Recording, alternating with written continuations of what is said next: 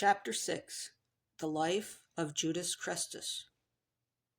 That a Messiah was generally expected by the common populace around the time of the lives of the Ben Panthera twins may be inferred from the writings of the first-century Roman historian Tacitus, 56 to 126, who said,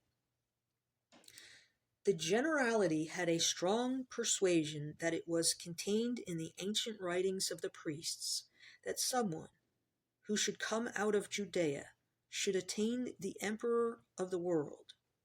But the common people, according to the influence of human wishes, appropriated to themselves by their interpretation this vast grandeur foretold by the fates, nor could he be brought to change their opinion for the time by all their adversaries." Suetonius, 70 to 140, another Roman historian, confirmed Tacitus' record. There had been for a long time all over the East a constant persuasion that it was recorded in the fates that at this time someone who should come out of Judea should obtain universal dominion. It appears by the event that this prediction referred to the Roman emperor, but the Jews, referring it to themselves, rebelled. This was corroborated by Josephus, the first-century Jewish historian, who said, "That which chiefly excited them to war was an ambiguous prophecy which was also found in the sacred books, that at that time someone within their country should arise that should obtain the empire of the whole world.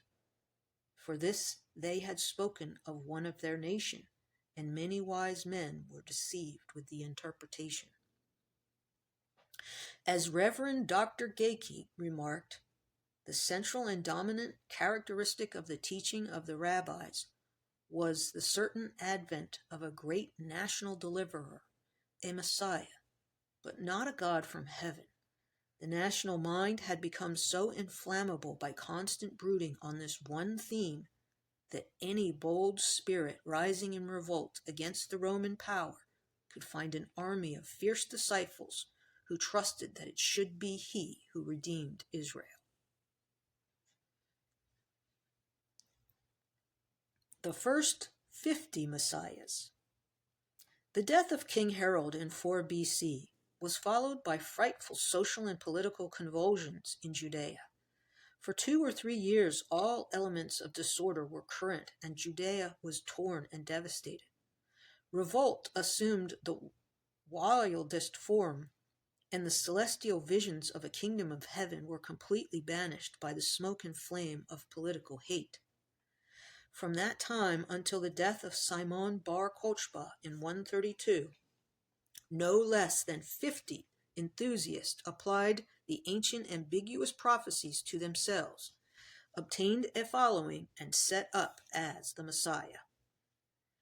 After Herod's death, Galilee passed into the hands of his son, Herod Antipas, who almost immediately had to deal with a local rebellion led by probably the first Messiah, a certain Jude, the son of Ezekias. This developed into a full-scale battle after Cyrenius, the governor of Syria, heavily taxed the Jewish people, circa 6 AD. Jude bar Ezekias declared that this taxation was no better than an introduction to slavery, and exhorted the nation to assert their liberty. He prevailed upon his countrymen to revolt, and this uprising compelled the Roman officer entrusted with its suppression to appeal to Rome for reinforcements. Subsequently, 2,000 insurgents were crucified and many others sold as slaves. Around this same time, according to Josephus, a curious fourth school of philosophy developed, and to determine what was meant by this statement was difficult. It seemed that the new philosophy required a program of conversion to a particular cause or movement that opposed the Roman authorities and their tax, and any challenge was believed by the converts to indeed be just and worth fighting for. The firm conviction that God alone was their leader and master was confirmation in the mind of the believer that any success would be evidence that God was on their side. Claimant after claimant of the dangerous supremacy of the Messiah then appeared, pitched a camp in the wilderness, raised the banner, gathered a force, was attacked, defeated, banished, or crucified. But the frenzy did not abate. The taxing that took place under Cyrenius excited the wildest uproar against the Roman power. A Samaritan named Menander, who was contemporary with Judas Christus and Rabbi Jesus, was one of those fanatics who believed himself to be a Messiah, sent down from above for the salvation of man. Manes also proclaimed himself a Messiah and recruited 12 followers. Simon the magician of the New Testament fame was believed to be he who should come, and was worshipped as a god. In Rome, in the reign of Emperor Claudius, a statue was erected in his honor. The heart of the nation swelled big with the conviction that the hour of destiny was about to strike, that the kingdom of heaven was at hand. The crown was ready for any kingly head that might assume it.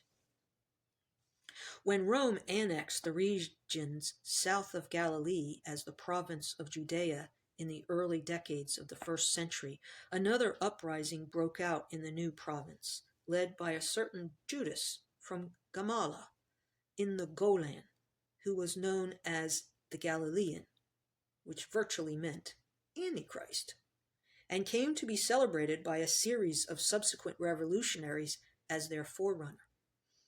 The body of evidence currently available validated the church opinion that Judas, the Galilean, the Judas Christus, the twin in the Gospels of the New Testament, were one and the same person. Judas the Galilean philosophy was notable for the almost unconquerable passion for liberty that distinguished him, and it seemed that he was also a follower of the 4th school of philosophy. It was possible that the prophecy of the Cumaean Sibyl in Virgil's 4th Eclogue that predicted the new kingdom of God was an influencing factor in the philosophy that Judas Christus seemed to adopt, for the Essenes held a great respect for the Sibylline books. In the Gospels, Judas Christus constantly proclaimed the advent of the kingdom of God, and withdrawal into the wilderness was a transitional step toward that kingdom. But why was he so convinced that the kingdom was at hand? The field of gospel history had its beginnings in remote Galilee, the most northernly of the 3 provinces of Palestine, Galilee, Samaria, Judea, and included the large eastern areas of Iturea, Trachonitis, and Lysanias, eastern Upper Galilee. Measuring approximately 50 miles north to south and 120 miles east to west, it was bounded in the west by the coastal plain along which ran the road from Egypt to Phoenicia. The caravan routes from the coast to Damascus and the east crossed its southern part through the valley of Esdraelon. In Old Testament times, King Hiram was unimpressed with the 20 Galilean towns Solomon gave him as payment for services. He called the inhabitants Kabul, meaning good for nothing, 1 Kings 9:13, and their despised reputation endured into New Testament times. Josephus described them as only representations of living things. Galilee was known as the insurgent district of the country. They were a restless, excitable body of people, remote from the center of power, ecclesiastical and secular. The Romans had more trouble with the Galileans than the natives of any other province. The messiahs all started out from Galilee and never failed to collect followers around the standard. The origin of the Galileans. The Gospels clearly stated that Jesus Christ was a Galilean with 12 followers. This was in reality Judas Christus, and, excluding Judas Iscariot, all the apostles were Galilean, recruited from the inhabitants of the Gamala area of Galilee. But just who were the inhabitants of Galilee who became the apostles of the New Testament? The Romans named the region of northern Galilee Gaulantius, originally Gaul anti us, today Golan Heights, and this word provided a clue to who was originally living there. Place names can provide a unique source of information about a society's history, structure, customs, and values, and often was the only record of a people's existence or of a historical event. The original form of a name was derived from various sources, for instance, agriculture, Agricea flowers, Narcissus jewels, Marguerite and military life of the sea, Navigia, from months, Junia, and from countries, Gaul. Gaul anti us, therefore, was a composite name commencing with a place called Gaul. The structure of this word implied that northern Galilee was originally populated by Gauls, who then were the Gauls. In classical geography, Gaul was a country inhabited by people who became called Gauls, hence, in modern use, France. However, when Julius Caesar wrote of Celtae, he referred specifically to the people of Middle Gaul.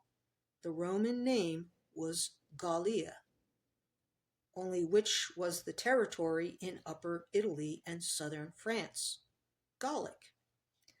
The French of this area were later called Galician, which later pertained to the Church of France. The plural of Gallia was Gallicans, which was linguistically related to Galileans.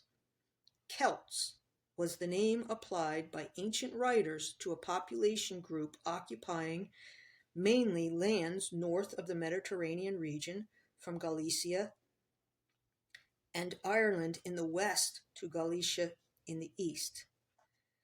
Fable accounted for the word Celt by the story of Celtina, daughter of Britannis, who had a son by Hercules named Celtus, who became the progenitor of the Celts.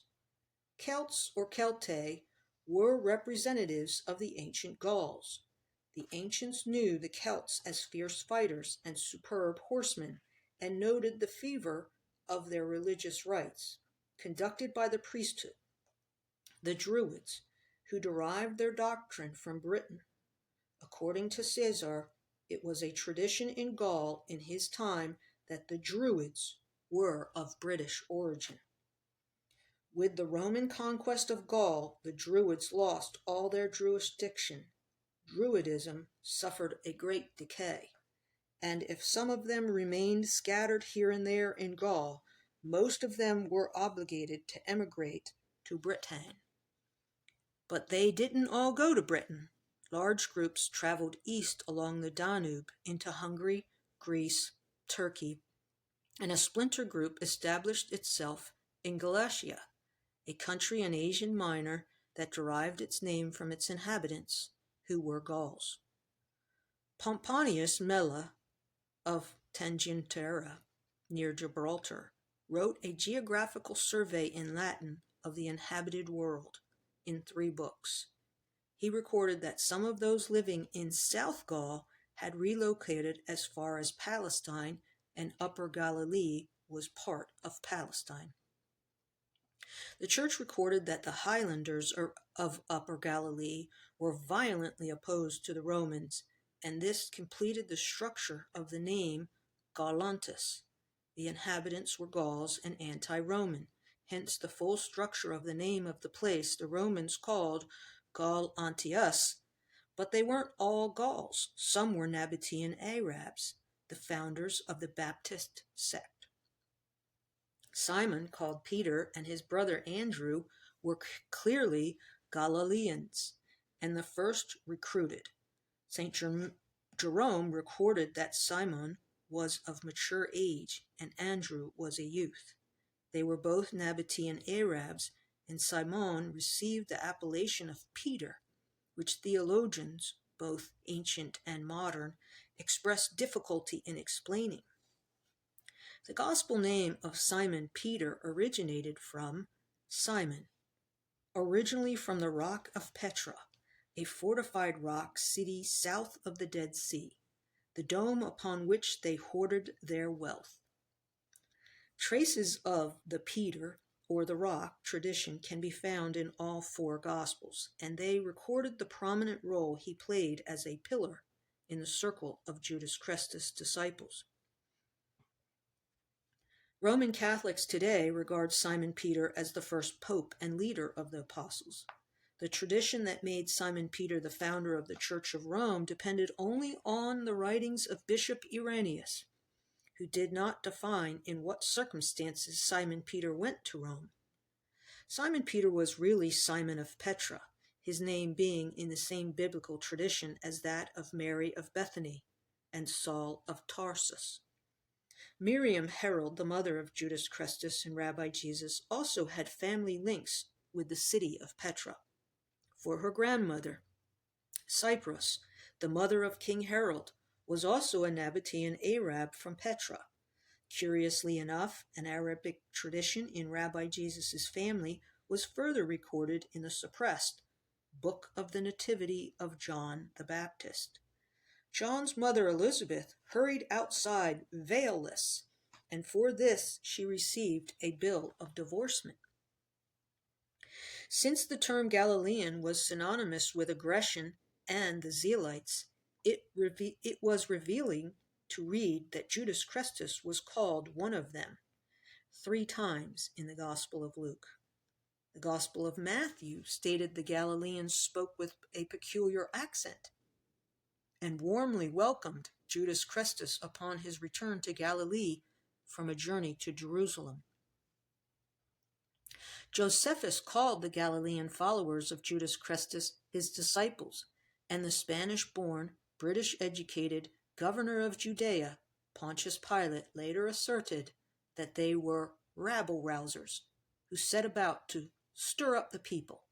In the effort to build up large numbers for his army, Judas Christus publicly expressed the position that he would never turn away anyone who comes to him. The church now called these men the apostles of Jesus Christ, but they were in reality the militia of Judas Christus. In itself, the mere suggestion of an association of gentle Jesus Christ with the vicious warmongering zealots was highly provocative in the church and promoted a violent reaction when raised with some of the more learned priests. This gospel association immediately eliminated the meek and humble, lamb-like Savior image that Christian tradition has developed to portray Jesus Christ. But it was Judas Christus, not the gospel Jesus Christ, nor Rabbi Jesus, who began his ministry in Galilee, and from whence he drew his apostles. Judas Christus was, in fact, more militantly inclined than was generally portrayed, and he was also more politically committed than we have been given to understand in the presentation of the Gospels. The most able of Herod's sons, Antipas, became the tetrarch of Galilee after the territory was given to him, and he had the arduous task of controlling Judas Christus and his extremist Galilean entourage. Judas Christus described his opponent Antipas as a fox.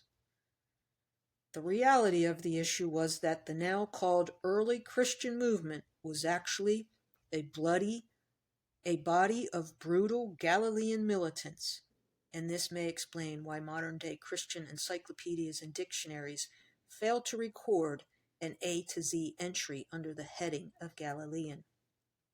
This is a particularly strange omission, for the church proudly stated that the early Christians were called Galileans, and the apostles, except Judas Iscariot, were all Galileans. Yet the church seemed reticent to fully describe the history and nature of the Galileans. The Galilean Fortress. During the course of Judas Christus' leadership of the Bethlehem Essene community, he and his odd assortment of troops moved to the imposing fortress in the rugged hills outside Gamala in Galilee, because he had no honor in his own country. John 4:44. He lived almost as an outlaw in the more mountainous and unpopulated regions of Upper Galilee, said the church. It was Josephus himself who, as the former governor-general of Galilee, equipped the fortress with ramparts and tunnels. Josephus gave an extraordinary precise description of the site and convinced his readers that it was, to all intents and purposes, impregnable. The houses were built against the steep mountain flank and astonishingly huddled together, one on top of the other, and this perpendicular site gave the city the appearance of being suspended in air and falling headlong upon itself. Here Judas Chrestus combined and developed his radical offshoot team of the Nazarenes and Zealots with the intention of advancing on Rome in a military action to free his people and claim his rightful title of emperor. The people believed in him, and because of his words many more became followers. John 4:39-41. From what can be established from the records available, it appeared certain the Nazarenes were more or less an independent, Essene-derived military sect, and in some way were definitely connected to the Zealots and the Zadokites. The possibility that a member of the Essene sect headed up a division of youthful, aggressive fighting men did not seem to fit the pacifist and peaceful nature of old monks depicted by Josephus, Pliny, and Philo. The answer lies in one of the most important characteristics of the Essenes, their apocryphic vision that was recorded as an end-of-the-world prediction in their prophetic writings. In general, their apocryphal vision foretold an end and a new beginning. Interpretations respecting the date of the fatal day exhibited a constant and wide divergence, and on numerous occasions men believed the end of the world was near. Both Rabbi Jesus and John the Baptist preached the end of the age, which established their knowledge of the Essene prophecies. The Essenes certainly believed the end of the world was near, for they continually documented their insistence that the last times were at hand. They were paranoid about it, and several of their texts deal specifically with the impending end of their particular world. The fact that they had a manuscript called the War Scroll among their writings attested to this and established the Essenes had readied themselves for some kind of war. The Essenes prepare for battle. The War Scrolls gave detailed directions for the conduct of combat, with the battlefield operations personally directed by priests who sound off the trumpet calls: advance, attack, retreat, reassemble, pursuit, and ambush.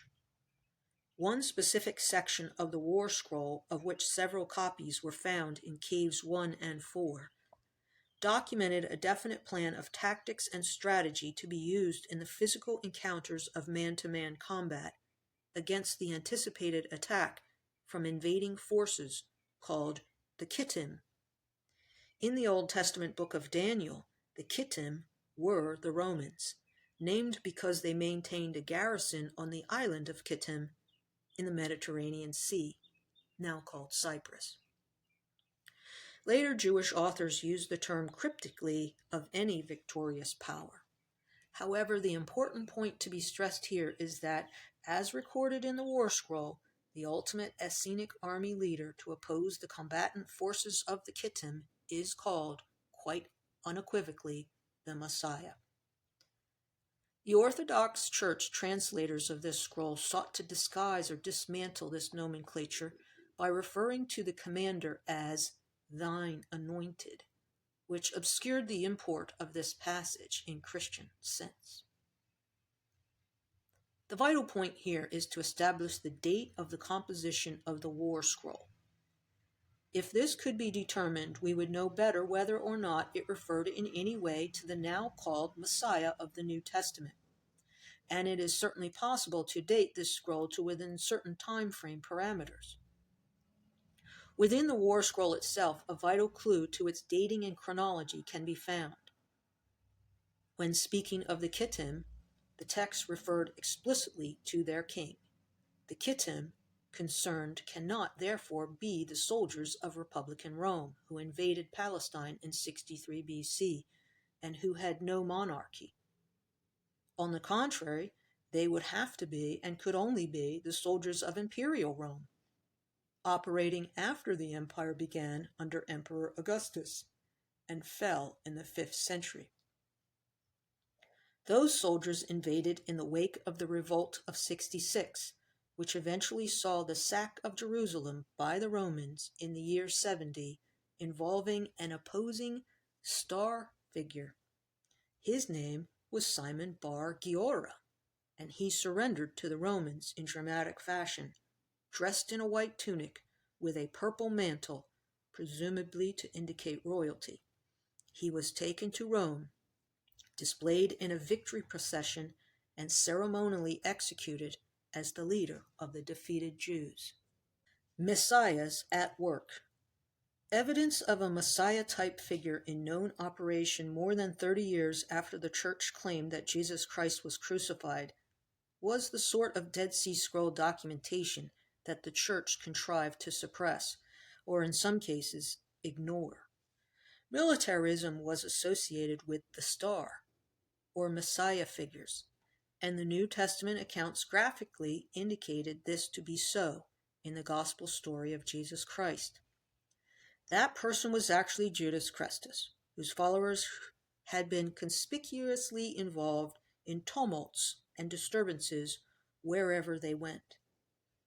It was Judas Christus who said, "I have come not to bring peace, but a sword," Matt 10:13, and instructed his followers to also equip themselves with swords and clubs, Luke 22:36.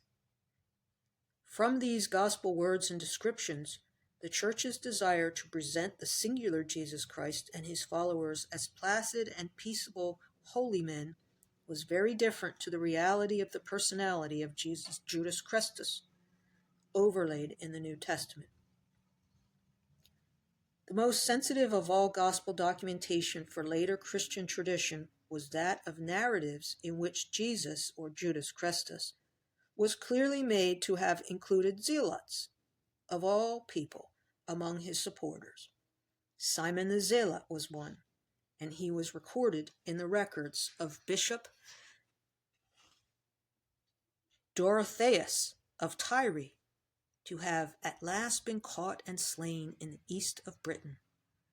The violent zealots were members of an extreme Jewish sect, or political party, that resisted all aspects of Roman rule and aggression in Palestine in the 1st century. They were, in today's terminology, a body of far-left militant revolutionists, fearless of death, in fact ruthless assassins, and they were directly associated with Judas Christus and his actions recorded in the confused narratives of the New Testament.